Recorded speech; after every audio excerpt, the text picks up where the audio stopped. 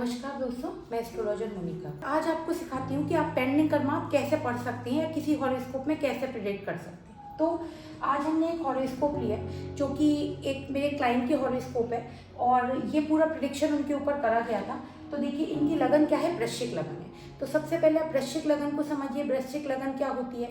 8th house का, 8th house में कौन सी राशि आती है? 8वीं राशि। तो वो कौन सी लगन होगी? स्कॉर्पियो लगन। तो स्कॉर्पियो लगन वाले कैसे होते हैं? हिडन, उनकी चीज़ें क्या होती है? हिडन होती हैं। पास्ट लाइफ का बहुत बड़ा कार्मिक बैगेज लेकर आते हैं 8वीं लगन वाले, वृश्चिक लगन वाले। क्योंकि 8th हाउस क्या होता है? 8th हाउस मृत्यु भाव होता है, 8th हाउस ट्रांसफॉर्मेशन होता है, 8th हाउस अचानक से होने वाली चीज़ें होती हैं। ठीक है, अब सबसे पहले जब ये हॉरोस्कोप आई तो इनको ये बोला गया, आप देखिए सेट शनि और चंद्र। शनि क्या दिखाते हैं? आपका प्रोफेशन दिखाते हैं, और चंद्र ट्रैवलिंग दिखाते हैं। तो क्योंकि ये प्रिडिक्शन किससे हो रहा है? भृगुनंदी नाड़ी से। तो हमने इनसे पूछा कि आपके प्रोफेशन में ट्रैवलिंग रही, फ्लक्चुएशन रहा, अनस्टेबिलिटी रही, आप अपने बर्थ प्लेस से बाहर रहे? तो बोले हाँ, ये कहाँ है? ये फॉरेन में, क्योंकि शनि एग्जॉल्टेड होकर 12th हाउस में आ गए चंद्र के साथ में, यानी कि मून के साथ में। अब इसके अलावा इनसे ये पूछा गया, वीनस और सन कहाँ बैठे हुए हैं? 10th हाउस में बैठे हुए हैं, और सूर्य 10th हाउस में एक तो अपनी मूल त्रिकोण राशि के बैठे हुए हैं, यानी कि 5वां घर सूर्य का अपना होता है। दूसरा 10वें घर में सूर्य कैसे होते हैं? दिग्बली होते हैं। तो इनसे ये पूछा गया कि आपके जो 4 फादर्स थे, सूर्य किसको दिखाते हैं? आपके सोल का कारक है, आपके लीनिएज का, आपके 4 फादर की लीनिएज का कारक है सूर्य। तो आपके 4 फादर का बहुत नाम था, बहुत पैसा था, बहुत लैंड प्रॉपर्टी थी। क्यों? क्योंकि सूर्य किसको देख रहे हैं? 4th हाउस को।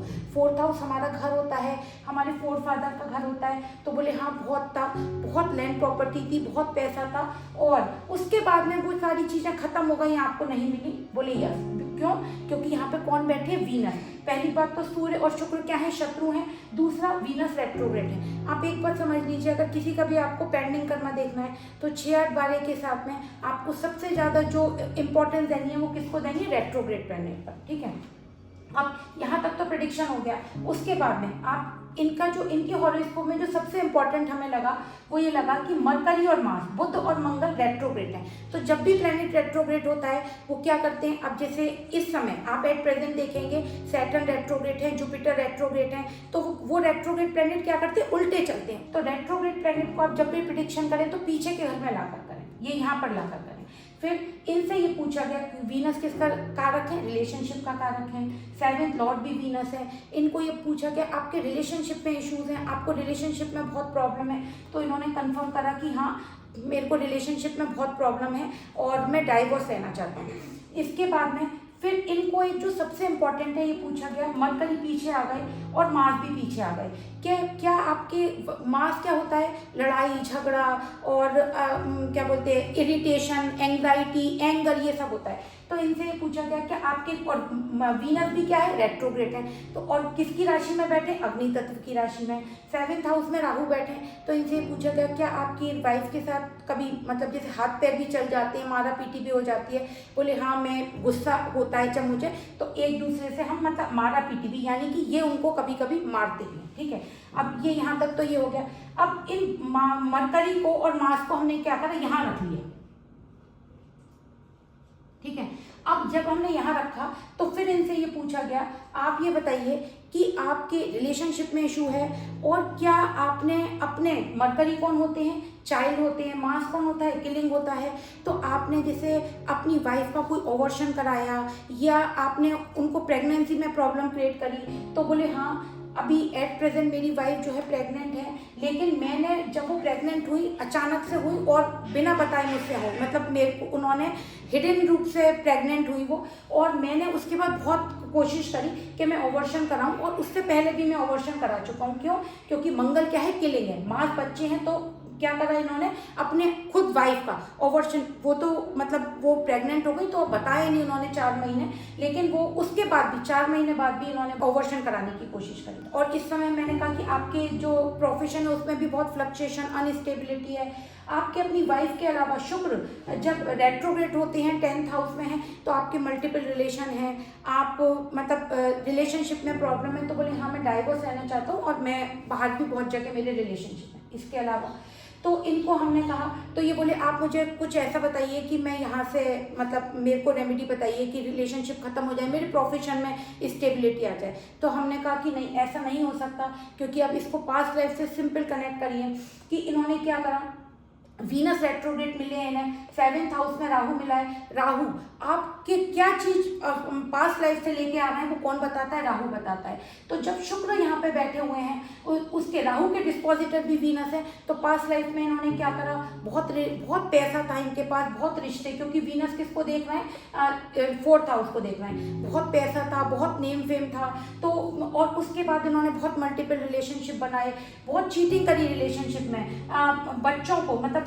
ओवर्शन कराए। तो क्या हुआ, वो सारी चीजें रिपीट हो रही हैं। इनको बोला गया कोई रेमेडी नहीं है, आपको अगर अपनी और आगे की लीनिएज ठीक रखनी है, अपना पेंडिंग कर्मा खत्म करना है, तो आपको इन्हीं के साथ रिलेशनशिप में ठीक रहना पड़ेगा और अपने बच्चे को सर्व करना पड़ेगा।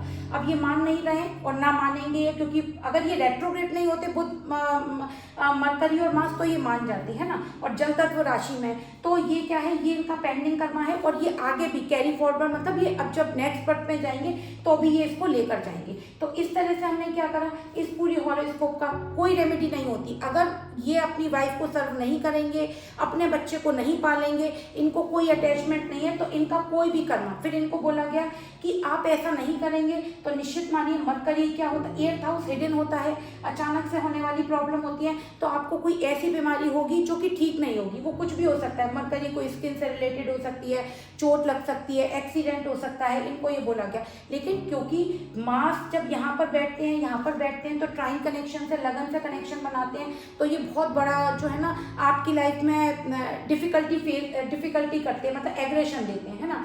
और जुपिटर केतु बैठे हुए हैं लगन में, तो जुपिटर केतु क्या दिखाते हैं, जुपिटर केतु की जो 4 फादर थे उनका भी देखिए, जब आप पेंडिंग कर्मा करेंगे ना, तो पेंडिंग कर्मा में आपने किसी को कह दिया तुम मार आए, तुम किसी को हर्ट कराए, तुम किसी को चीट कराए, क्या वो पास्ट लाइफ में जाके देखेगा आपके, नहीं। वो सारी चीजें इनकी लीनिएज में कहीं ना कहीं रिफ्लेक्ट होंगी। जब आप पेंडिंग कर्मा करेंगे तो आप नक्षत्र भी देखेंगे, जब आप पेंडिंग कर्मा करेंगे तो आप पूरा चार्ट भी देखेंगे, D9 भी देखेंगे। ये तो बहुत सिंपल चार्ट था, तो मैंने आप लोगों से डिस्कस करा।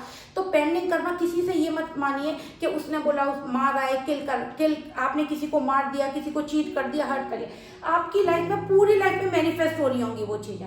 और दूसरा, जुपिटर केतु जब लगन में बैठते हैं, तो जुपिटर क्या है, मंदिर है, और केतु क्या है, स्पिरिचुअल है। तो इनके 4 फादर का है ना, जैसे बहुत किसी मंदिर से और पूजा पाठ से, इनसे, क्योंकि देखिए लगन का कनेक्शन 6th हाउस से बन रहा है, ये भी मंगल की राशि है, ये भी मंगल की राशि, तो डिस्पोजिटर थ्योरी से बन रहा है। तो इनके 4 फादर का भी बहुत बड़ा मंदिर, बहुत कनेक्शन। बोले हाँ, मेरे जो एक ग्रेट ग्रैंडफादर बता रहे थे, वो बहुत किसकी पूजा करते थे, देवी की, क्योंकि वीनस क्या है, रेट्रोग्रेड है, यहाँ मरकरी वीनस के बगल में बैठे हैं, देवी के बहुत बड़े भक्त थे। और उन्होंने, जुपिटर जब लगन में केंद्र में बैठते हैं तो आप किसी से प्रॉमिस करते हैं, तो उन्होंने क्या करा, उन्होंने प्रॉमिस करा कि मैं कुछ मंदिर के लिए करूंगा, कुछ कंस्ट्रक्शन करूंगा, और उन्होंने क्या करा, उसको भूल गए या उसको नहीं करा। बोले अभी भी मैंने सुना है, हम मतलब मेरी फैमिली में बोला जाता है कि हमारा किसी देवी देवता से रिलेशन है, और वहाँ पर मतलब हमें कुछ हमारे 4 फादर ने बोला था, लेकिन क्यों, क्योंकि इनके यहाँ पे ज़्यादातर फैमिली में बहुत अनस्टेबिलिटी है, तो ये देवी के लिए भी कुछ नहीं कर पाए। तो कर्ज भी किसका है, इनको देवी का है, क्योंकि